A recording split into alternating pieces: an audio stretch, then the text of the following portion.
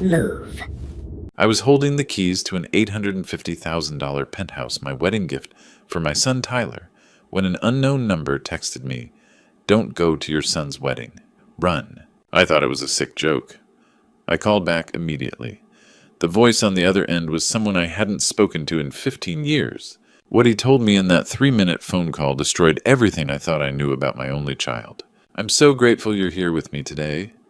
Before we dive into what happened next, I'd love to know, where are you watching from? Drop your city or country in the comments below." One quick note. While this story contains fictionalized elements crafted for storytelling and reflection, the lessons about family betrayal and the cost of justice are very real. Some details have been adjusted for privacy, but the truth at its core remains. Now let me tell you what happened next. The penthouse keys felt cold against my palm. $850,000, the most expensive wedding gift I'd ever given.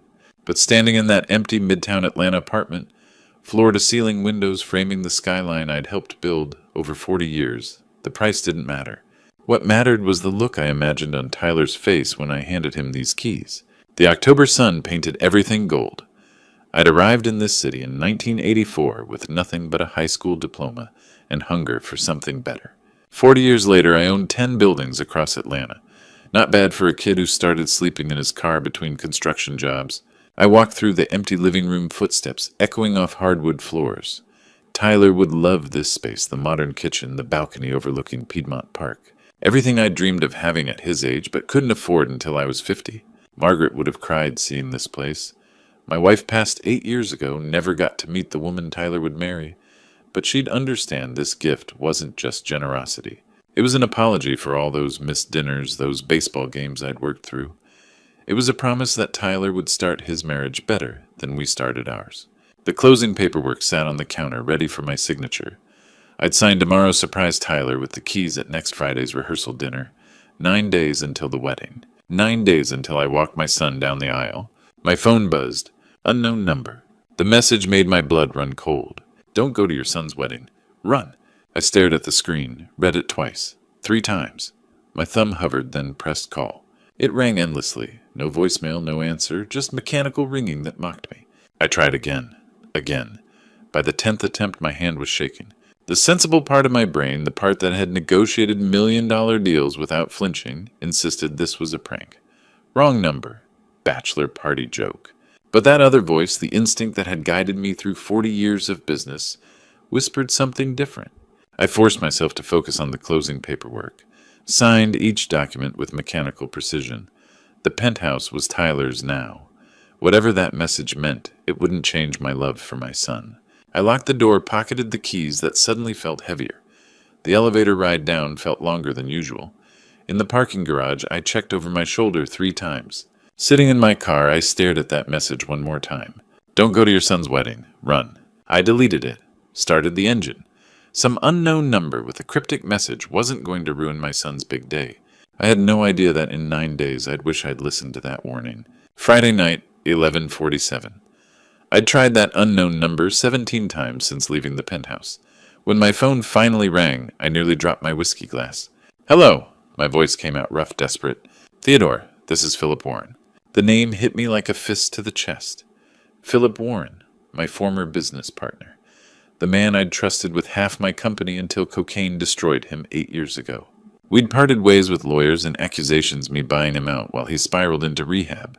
"Philip, after 8 years I know. I'm sorry for the cryptic message." His voice sounded older, weathered. "I needed to be certain before I told you what I heard." My hand tightened around the phone. "What did you hear?" Tuesday morning, I was at that coffee shop in Midtown Octane, the one near Piedmont Park, working on my laptop. Tyler came in with a woman and a man in a suit. They sat at the corner table. "Theodore, they were there for 40 minutes. I heard everything." My stomach dropped. "Everything about you?" Philip's pause felt heavy. "The woman is that Vanessa, his fiancée?" "Yes. She kept saying the old man barely checks documents anymore." Tyler laughed. "Said you'd signed everything without reading, that you trusted him completely." The whiskey turned sour in my mouth. "Signed what?" "Trust papers, they called them. Something about restructuring your estate." But Theodore, they weren't talking about protecting assets. They were talking about liquidating them. My office suddenly felt too small. Liquidating after the honeymoon. They have a buyer lined up, Summit Capital Group. The attorney with them kept saying it was foolproof, that you'd already authorized the transfers months ago. That's impossible. I would never. But even as I said it, doubt crept in. Had Tyler asked me to sign something, estate planning documents? When was that? There's more. Philip continued. Tyler said something about once the old man's in assisted living, and they were laughing. Vanessa talked about how quickly they could move once you were declared.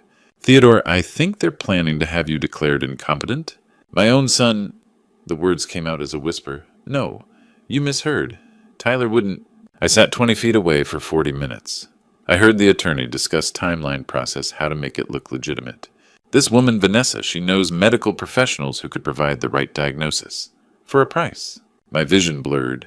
The family photo on my desk, Tyler's graduation 5 years ago, both of us grinning. His arm around my shoulders seemed to mock me now. Philip, why are you telling me this? Why now? You disappeared 8 years ago.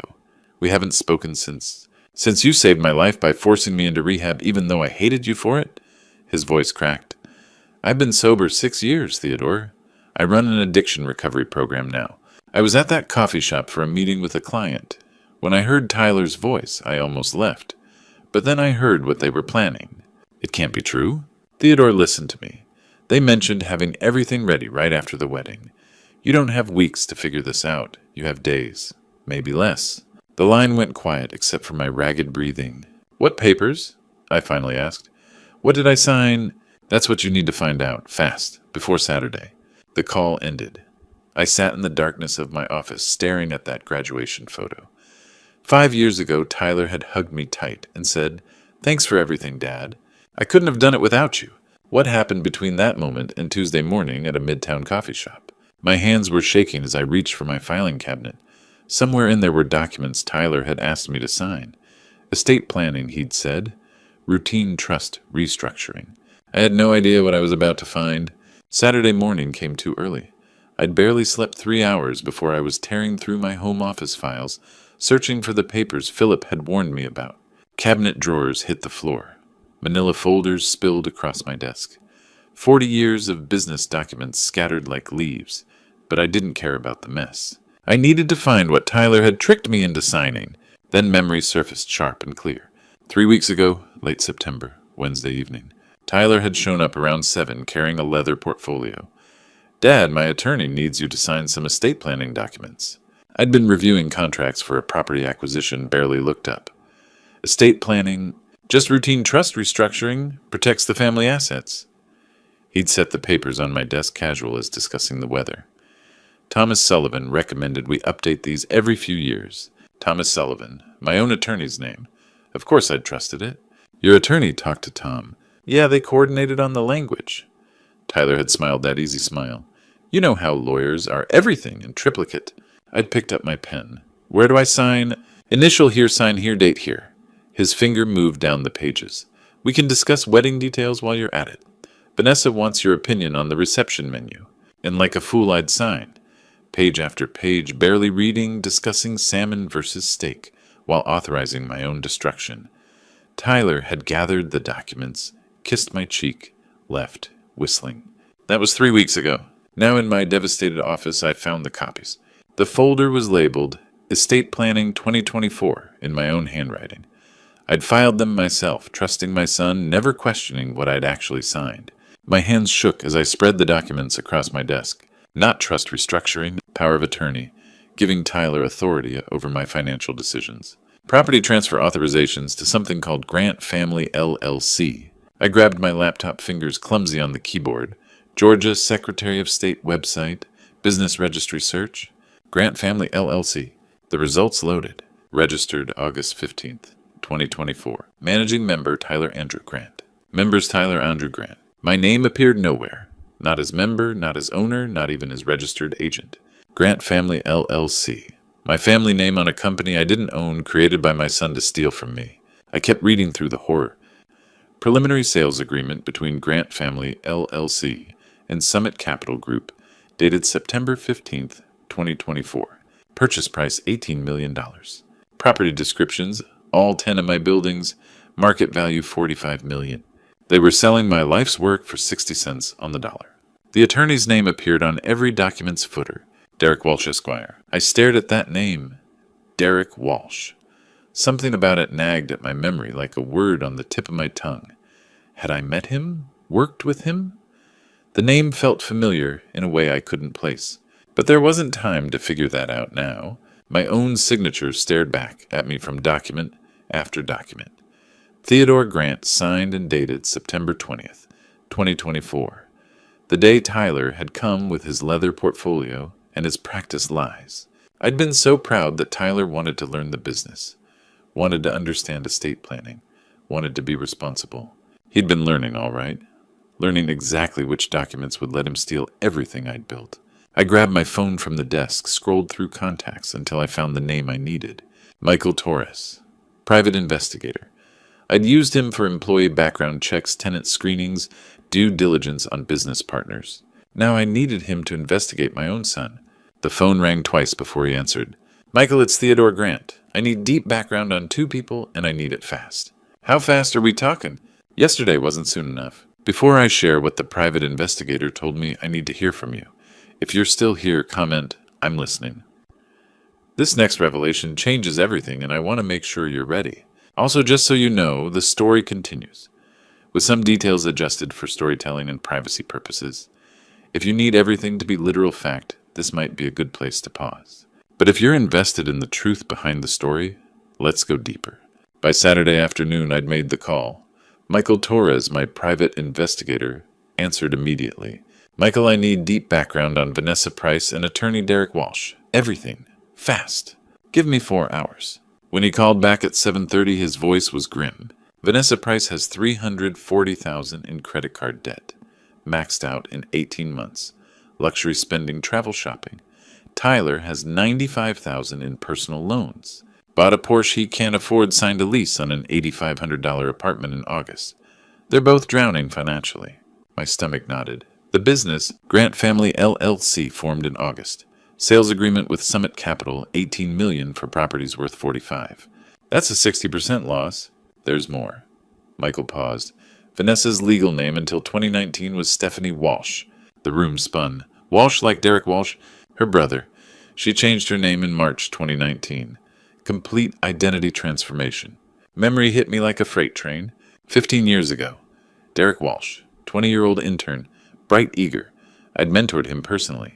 Then I'd caught him falsifying property appraisals, making a failing investment look viable to deceive buyers. I trusted you, I told him. I gave you a chance. It was one small mistake. It's fraud. You're fired. His face had twisted with rage. You're destroying my career. You destroyed it yourself. Get out. At the door he'd turned. You'll regret this, Mr. Grant. One day you'll regret this. I dismissed it as an empty threat. Now I understood. After you fired him, Michael continued, Derek was blacklisted from major firms. He's been practicing from a small East Atlanta office ever since. His career never recovered. I pulled up Derek's website. Same calculating eyes, 15 years older. His sister would have been 13 when I fired him. How did she meet Tyler? Michael called back 30 minutes later. Atlanta Real Estate Summit, June 2021. The conference you sent Tyler to. She approached him at the networking reception. They were dating within a month. She hunted him. Yes, sir. My son had been targeted. Stephanie Walsh had changed her identity, tracked his movements, positioned herself to destroy me through him. But then I remembered Philip's recording. Tyler's laughter about the old man. His excitement about liquidating my assets. She manipulated him initially, I said slowly. But he chose to continue. He knew about the forged documents. He laughed about putting me in assisted living. I looked at the calendar. October 12th. Wedding in 6 days. This isn't just greed. It's a 15-year revenge plot. The Walsh family wants everything I built, and Tyler became their willing partner. I stood at my window looking into darkness. They think they've won.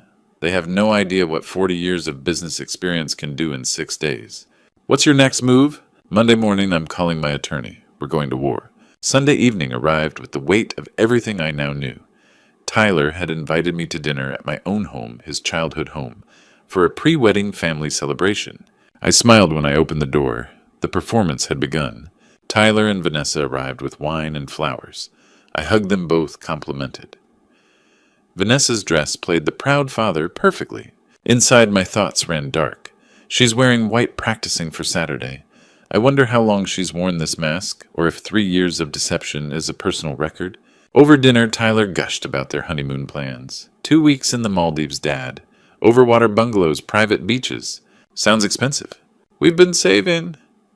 The lie came easily. They were drowning in debt. Vanessa smiled sweetly. Theodore, have you thought about retirement? You've worked so hard for so long. I played along. Retirement, I suppose, eventually. You should enjoy your golden years. Let the younger generation handle the stress. Every question probed my plans, my willingness to step back.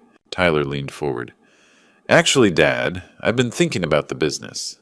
After the honeymoon, I'd love to discuss taking on more responsibility.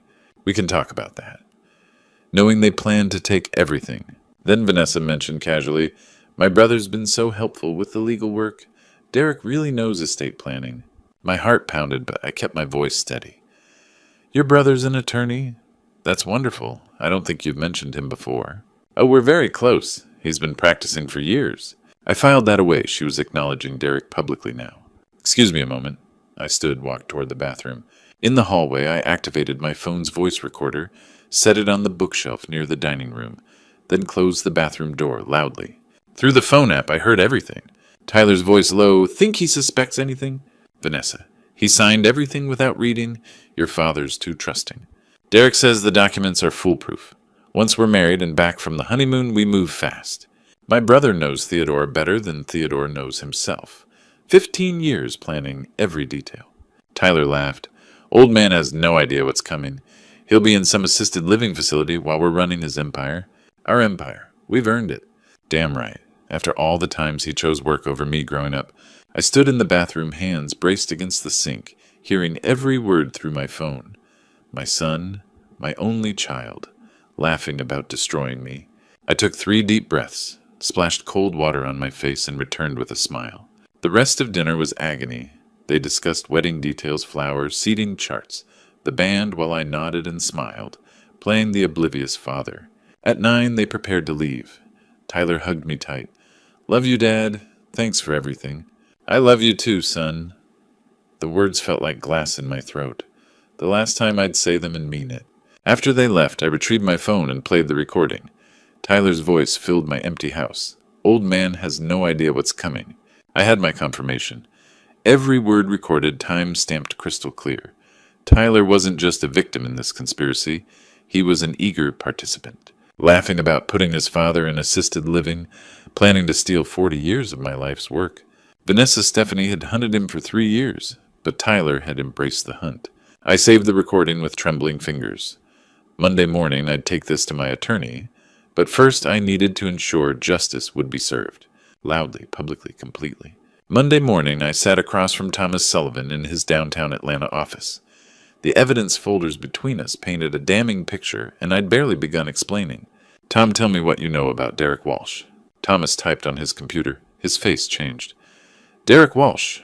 Theodore, you fired this man in 2009. I remember. What I didn't know was he'd spent 15 years planning revenge. Thomas read the file. Caught falsifying property appraisals. You reported him. He was blacklisted from major firms. He's been advising my son on how to steal my company, using insider knowledge from his internship. That's a massive ethics breach. Thomas leaned forward. His sister changed her name and dated Tyler for 3 years. Family operation, coordinated revenge. I spread the evidence across his conference table. Forged power of attorney documents. Grant Family LLC formation with Tyler as sole owner. Sales agreement $18 million for properties worth $45 million. Michael Torres's investigation report showing Stephanie Walsh's name, change, and 3-year targeting timeline. Then I played the recording from Sunday dinner. Tyler's voice filled the office. Old man has no idea what's coming. He'll be in some assisted living facility while we're running his empire. Vanessa's voice. My brother knows Theodore better than Theodore knows himself. 15 years planning every detail. Thomas's expression darkened with each revelation. This isn't just civil fraud, he said quietly. This is criminal conspiracy, wire fraud, forgery, identity manipulation. Derek used confidential information from 15 years ago to forge documents that look legitimate to me. because he knew exactly which papers you'd trust, how you'd review them, what language you'd accept. Thomas pulled up a legal pad. Here's what we do. First, we'd challenge every document Tyler had me sign, arguing fraudulent inducement, not incompetency, but deception by trusted family. Second, formal complaint to the Georgia Bar Association against Derek Walsh for using privileged information and advising felony conspiracy. Third, contact the FBI's white-collar crime division. The fake Summit Capital deal constituted wire fraud. Fourth, emergency injunction stopping Grant Family LLC from any transactions. Fifth, change my will immediately. Everything to Atlanta Housing Foundation. Tyler gets 0. Irrevocable. Thomas made notes. And the wedding itself? I want everyone to know. Family, friends, business associates, all of them. Public exposure means no taking it back. Tyler will face criminal charges. He made his choice. He laughed about putting me in assisted living. I kept my voice steady. They planned this in darkness. I'll expose it in daylight. What do you need from me? Help me arrange the final pieces. The week moved quickly. Tuesday, I met Special Agent Rodriguez from the FBI. She took the case immediately. Wire fraud, conspiracy, forged documents. Federal charges pending. Wednesday, I signed the new will in Thomas's office. My entire estate to Atlanta Housing Foundation. Tyler disinherited completely. Filed and notarized. Thursday, Thomas filed the ethics complaint with the Georgia Bar. Derek Walsh would face disbarment proceedings for using privileged client information to commit crimes. Friday morning, a judge approved the emergency injunction. Grant Family LLC was frozen. No transactions, no transfers, nothing. All week, I maintained the facade with Tyler. Text messages about wedding details, seating arrangements, vendor confirmations. I responded with fake enthusiasm, playing the proud father one last time. Friday evening, I sat alone in my office reviewing everything. Legal protections in place. FBI standing by. Evidence compiled. The wedding was tomorrow. I'd spent 40 years building an empire. Tyler and the Walsh siblings had spent 3 years plotting to steal it. But they'd made one critical mistake. They'd taught me their entire plan. Tomorrow I'd return the education. Saturday morning, October 19th. I stood before my bedroom mirror, adjusting my tie for my son's wedding. My hands didn't shake. 40 years in business had taught me that the most important negotiations required the calmest demeanor. I chose my best charcoal gray suit. From my safe, I retrieved Margaret's wedding ring and slipped it into my pocket, a reminder of what family should be. On my dresser sat photos spanning 30 years. Tyler at 5, gap-toothed and grinning. Tyler at 15, sullen but still mine. Tyler at 25, arm around my shoulders. When did I lose him? I arrived at Piedmont Garden Venue at 2. The elegant outdoor space overlooked manicured lawns. 150 guests were arriving, colleagues, friends, family members who had no idea what they were about to witness. Theodore Proud Day. Lawrence Palmer shook my hand enthusiastically. Diane Richardson hugged me. Tyler's so lucky to have you. Stephen Hughes clapped my shoulder. That penthouse incredibly generous. Each compliment cut like a knife. Then I saw him. Derek Walsh. 15 years older, those same calculating eyes. Expensive suit, confident stride. Playing the proud brother. Our eyes met across the garden. He smirked, thinking he'd won. I nodded politely and looked away. Tyler found me before the ceremony. Nervous energy radiated from him. Dad, thank you for everything. The penthouse, the support, all of it. I studied his face. Any guilt there? You're my son, I said quietly. I'd do anything for you. It was the last honest thing I'd say to him. I know this hasn't been easy since Mom died, but Vanessa's family now, her brother Derek too. Family? I repeated. That's important. The ceremony began at 3. Traditional outdoor wedding under a flower-covered arbor. Since Margaret was gone, I walked Tyler down the aisle, delivering my son to his fate. Stephanie stood at the altar in white. 3 years of performance. She was convincing. Vows exchanged. Rings slipped on fingers. I now pronounce you husband and wife. Guests applauded. I clapped mechanically, watching Tyler kiss his co-conspirator, while 150 people celebrated what they thought was love. They had no idea. Cocktail hour stretched from 4 to 5. I mingled, played my role. Derek and Stephanie huddled near the bar, celebrating their scheme. Tyler laughed with his groomsman relief that everything had gone according to plan. Are you giving a toast, Theodore? Diane asked. Yes, I have words prepared. Dinner began at 6. 150 guests settled at round tables. Tyler and Vanessa sat at the head table. I sat nearby, barely touching my food. Andrew, the wedding coordinator, approached. "Mr. Grant, we're ready for toasts." I stood, walked toward the microphone. Officer Thompson stood near the exits, exactly where I'd arranged. Conversations quieted. Tyler raised his glass, grinning. Vanessa smiled confidently. Derek Walsh leaned back, completely at ease. I tapped the microphone. Sharp feedback cut through the room. Complete silence fell. 150 faces turned toward me. I looked at Tyler, then Vanessa, then Derek, took a breath. "Ladies and gentlemen, family and friends, I want to talk to you about trust, about family, and about betrayal." The room fell silent except for the gentle clink of champagne glasses. 150 people, family, friends, colleagues, looked at me expectantly. Tyler beamed from the head table. Vanessa smiled, her practiced smile. Derek Walsh leaned back in his chair, completely comfortable. They had no idea their world was about to collapse. "Thank you all for being here," I began. "As Tyler's father, I've looked forward to this moment for years. But tonight, I need to talk about a different kind of partnership. The kind built on lies." Tyler's smile flickered. Vanessa froze. "3 days ago, I received a warning not to come to this wedding." I pulled out my phone. "This is from Sunday night, our family dinner." I pressed play. "You think he suspects anything?" The old man. "No way. Derek says the documents are foolproof. Once we're married, we move fast. 15 years planning this. He has no idea what's coming. He'll be in assisted living while we're running his empire." The recording ended. Gasps rippled through the crowd. "Let me show you what they mean." I held up papers. Power of attorney documents I signed 3 weeks ago, buried in wedding paperwork. Transfer papers putting all my properties into Grant Family LLC, registered in August with Tyler as sole managing member. I held up another document, a sales agreement between Grant Family LLC and Summit Capital Group. Sale price $18 million for properties worth $45 million, a $27 million loss. The numbers hung in the air. Why Vanessa has $340,000 in credit card debt. Tyler has $95,000 in loans for a Porsche he doesn't own. They've been drowning in debt for 18 months. Tyler stood. "Dad, you don't understand." "No, Tyler. You don't understand who you're partnering with."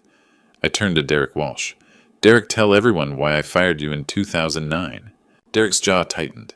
"You were my intern. You falsified property appraisals. I fired you and made sure every major firm in Atlanta knew. You've spent 15 years blacklisted." I paused. Derek Walsh is Vanessa's brother. Shocked murmurs erupted. Her legal name until March 2019 was Stephanie Walsh. She changed her name, then met Tyler at the June 2021 Atlanta Real Estate Summit. This 3-year campaign was revenge. I looked at my son. "Tyler, I hoped you were a victim, but that recording proves otherwise. You knew about these documents. You laughed about putting me in assisted living. You called my company our empire." Tyler's facade crumbled. "So here's what happens. I've executed a new will. Every asset I own, $45 million in real estate, my cash accounts. My investments will be donated to the Atlanta Housing Foundation. Tyler, you inherit nothing. Stephanie, you inherit nothing.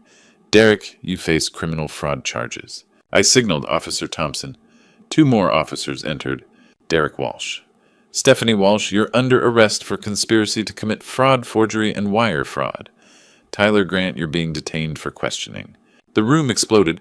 Derek tried to run, but Officer Thompson blocked him. Stephanie grabbed Tyler's arm, but he pulled away. Guests rushed toward the doors or froze in shock. I watched as my son, my only child, was led away in handcuffs, alongside the woman he'd married hours ago.